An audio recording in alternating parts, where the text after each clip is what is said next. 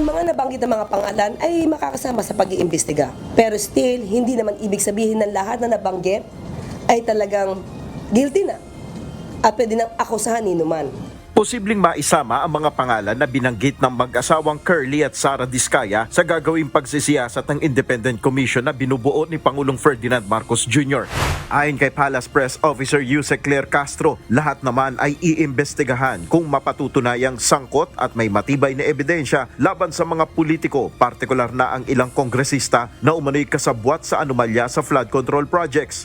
Ang nais naman din po ng Pangulo ay malawakang pag-iimbestiga at malaman natin talaga ang katotohanan. At ang ayaw lang naman ng Pangulo ay kung mag-name drop ng walang ebidensya, pero kung malaki po talaga at mapapatunayan na mga tetestigo kaugnay dito sa mga di umanong kaugnayan na ibang mga politiko, yan naman po ay tatanggapin ng Pangulo para isama sa ebidensya kung ano man at sino man ang dapat masampahan ng kaso.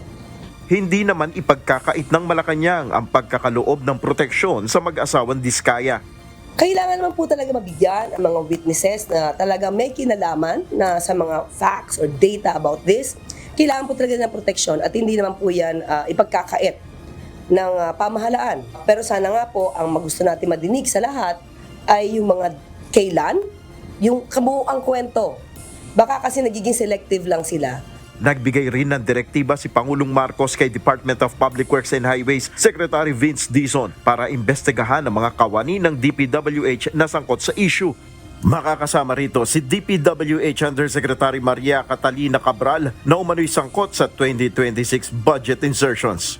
Sa direktiba na rin po ni Pangulong Ferdinand R. Marcos Jr., ipinag-utos niya po ito kay Secretary Vince na imbestigahan lahat kung sino man maaaring involved na mga kawani ng DPWH patungkol dito sa mga di umano-anomalyang flood control projects. So hindi po yan i-ignore ni Secretary Vince. Nel Maribuhok, UNTV News and Rescue, Diyos ang aming sandigan, serbisyo publiko ang aming pinahalagahan.